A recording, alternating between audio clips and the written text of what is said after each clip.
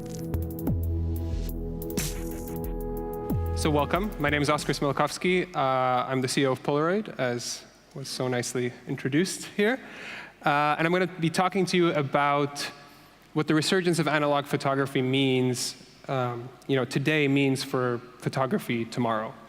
And when I talk about photography, I'm talking about image making. I'm talking about the kind of photography we all do when we take out our phone and we take a picture, because it really, and not about the kind of art form. So any photographers in the audience, please don't get offended when I talk about photography for everybody. So a few words about Polaroid. Last year, we launched this camera as Polaroid Originals in September, and we launched a new line of film. And it was a very successful launch, and people are still very excitedly buying this kind of product. And it's not the only instant camera that's been popular over the last couple of years. Actually, over the last 10 years, instant photography sales have been soaring. And I wanted to give you a little bit of background, because I think it kind of came in under the radar. People don't know how big instant photography actually got over the last 10 years. So let me show you this one small chart. This is considered to be the kind of peak of instant photography sales for Polaroid back in 1995, and it shows 100 million film packs of sales. What's crazy is that 60% of those sales, 60 million film packs, were sold for businesses, whether it was modeling agencies or insurance companies creating records of stuff, or medical use, like records of x-rays for dental stuff, or fire departments or police stations. Everybody was using these photos to catalog stuff, but obviously, digital is so much better at doing that. So that whole business just completely disappeared. And the green is what was used by the consumers. So if you look at how many film packs are sold today between all the players, and it's not just Polaroid now. Fuji Instax is actually bigger than Polaroid is right now, because we just got started back with this stuff, with analog instant photography.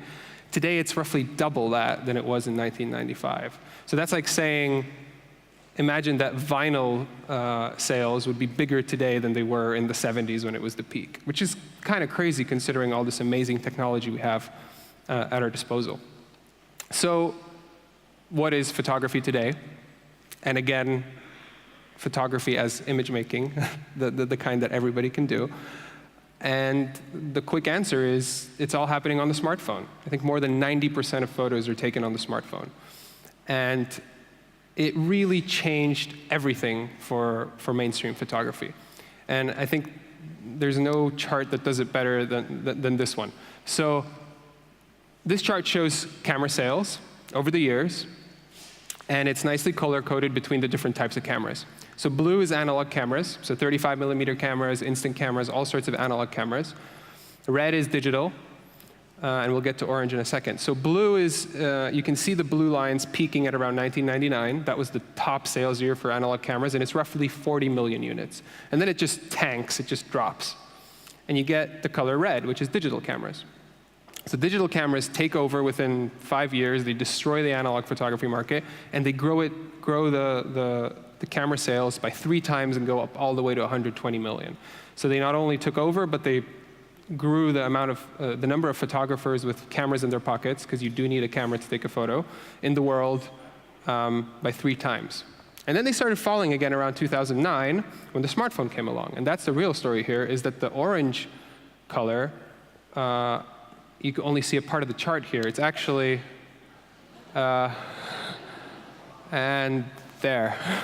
It's actually there. So when you see the whole thing, it kind of changed the game a little bit, right? So suddenly everybody has these phones in their pocket, and everybody has the access to the camera and the access to an easy way to make an image, right? And not only is it an easy way to make an image, it has some characteristics that are different from any camera before it.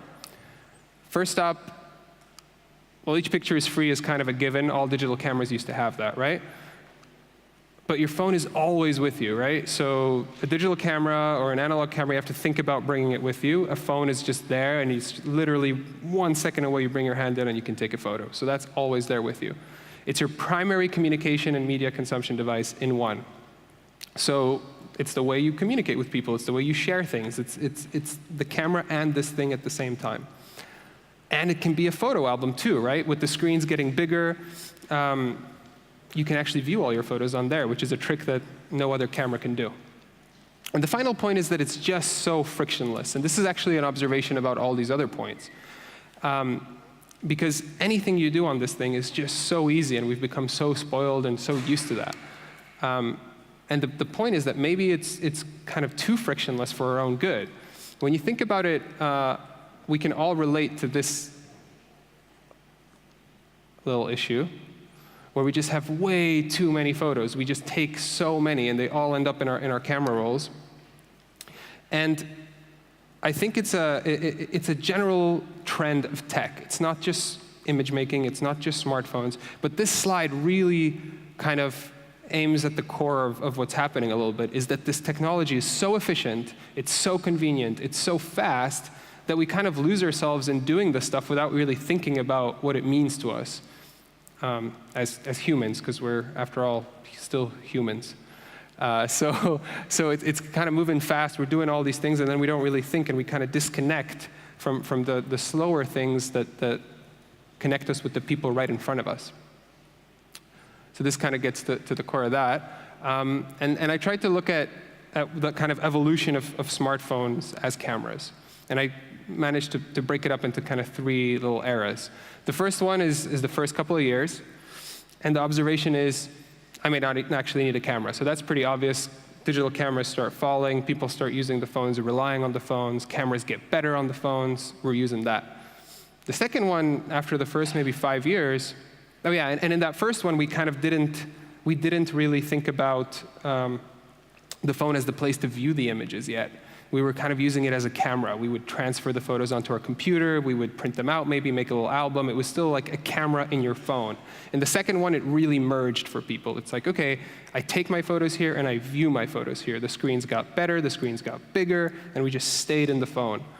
And the third point, the third era, which is like the last couple of years, we're trying to deal with the amount of photos that we're creating. There's all this stimulus for us to make more and more and more and more and more. And like the biggest trend in the last couple of years was, why don't we make the photos disappear? So Snapchat came along with sending messages, photo messages that disappear, and then stories, right? And then Instagram copied that. And that's, we're creating hundreds and hundreds and hundreds of millions of these photos every day. And we're so happy because they disappear. And we don't need to deal with the fact that we created it, whereas before kind of you had to deal with it and sort it out. So it kind of tells you something about shifting a problem away to something else. I mean, the other one's AI, right? AI is going to save the day and sort out all your photos. Instead of actually just taking less, we prefer to think of something to sort it out, right? So that third era is really all about that. And throughout this smartphone taking over, the photography, the image making really moved towards communication. So it moved away from creating these artifacts and these meaningful moments to keep in the family towards, hey, I want to communicate with somebody right away, and the photo only matters in this moment. And the other thing is that the phone really kind of became part of our body in a way. Like we literally don't leave the house without it, and we kind of rely on it for every single type of communication. And action, actually. We work, we do everything on it. So not only do the phones as technology themselves actually push us into this stuff, all these companies are actually working on this platform as well, right? So you've got Instagram and Snapchat and Facebook kind of competing for different ways to get us to post more. So it's not just the tech, it's actually companies that are saying, hey, post another one, you'll get more likes, and creating these addiction feedback loops, right? So you've got all these reasons to create more and more and more and more. And obviously we communicate so much with images now, just through things like WhatsApp and things like that. So did we start to actually miss real photos? Did we start to miss moments that are about creating something valuable between a few intimate friends rather than a quick communication and a blast to update people about?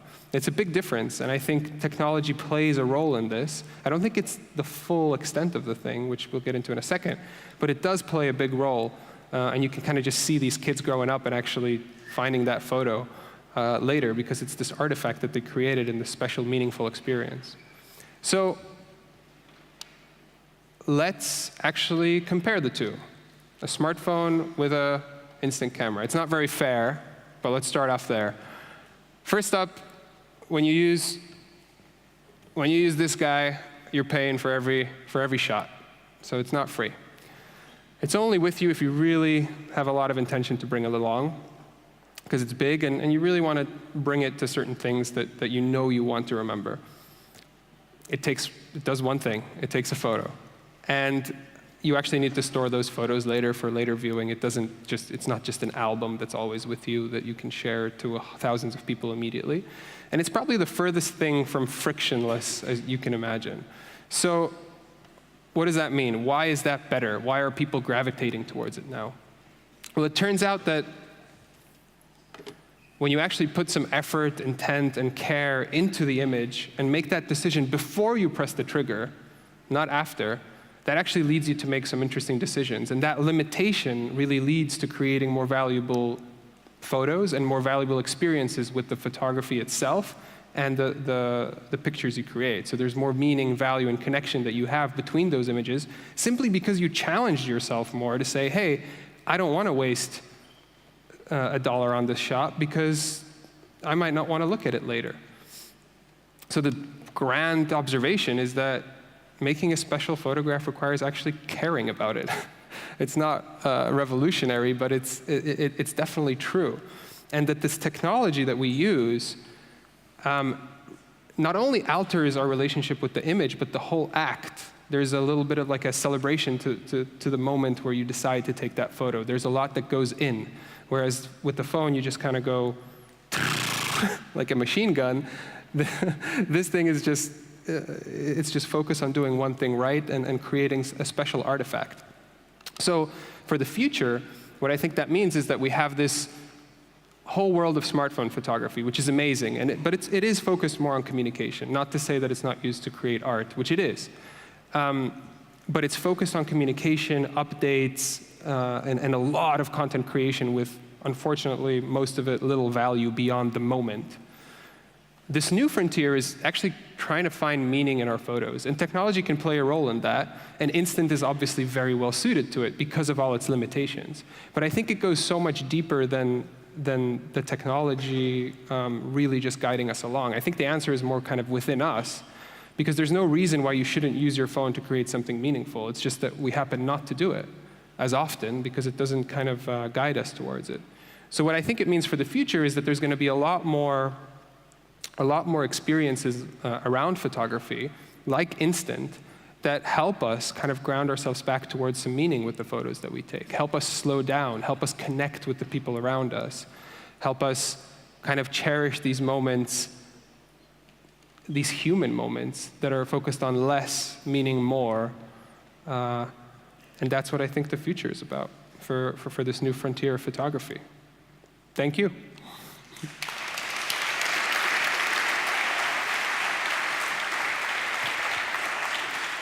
Thank you, Oskar. Choose one. Which one do you like? Yeah, take the big one. Feels more like a TV show. Yeah, it is kind of a TV show. Look at all the cameras. So you have heard this before. Use the slider thing. So far, we have a few questions. What do you think about taking photos instead of living the moment? It's a very broad question. Maybe we are now only making certain things in order to have proof of it. Isn't this scary? Oskar, what do you think?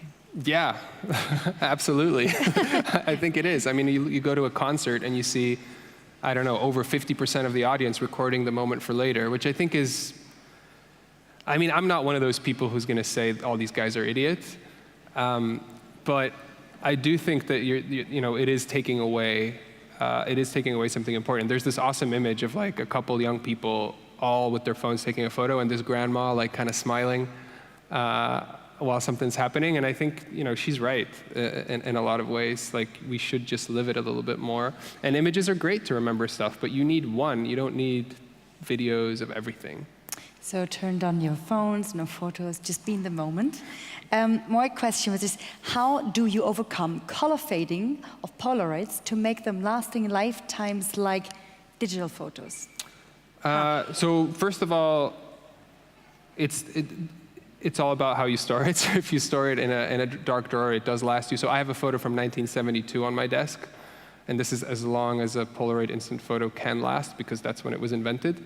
So far we're at nearly 50 years and counting, so I'm not too worried. But the honest answer is we put a lot of effort into the chemistry and the R&D of this stuff, so it lasts a long time.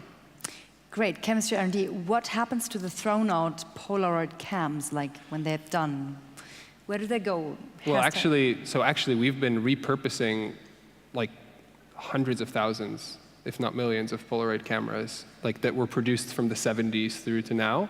So our whole business before like last year was about finding new meaning for those old cameras, right? So people actually kept them, and because Polaroids were made so sturdily, they worked 30 years later. So we started making film first, and then people started using those cameras again, so they kind of got a second life. So I hope the same thing happens to our cameras, where they keep getting used, and if somebody stops using it, then one day maybe their kids find it and start using it again. Okay, and I think the next question is amazing. So you're the perfect person to answer, finally, solve that myth. What is better? If you make a Polaroid, do you warm it under the shoulder, or do you shake it? Never shake it. No way. This is a myth. I can get to the bottom of this very easily. So basically, when Polaroid invented the first instant photography technology, which was peel apart, it was wet, and you had it peeled together, and then you peeled the top layer off, and this thing was wet, and you shook it to dry it, and that was fine. Then, 10 years later, they invented what we sell, which is the white frame, which is all inside there. So the shaking does nothing, and if you shake it too hard, you're actually damaging it.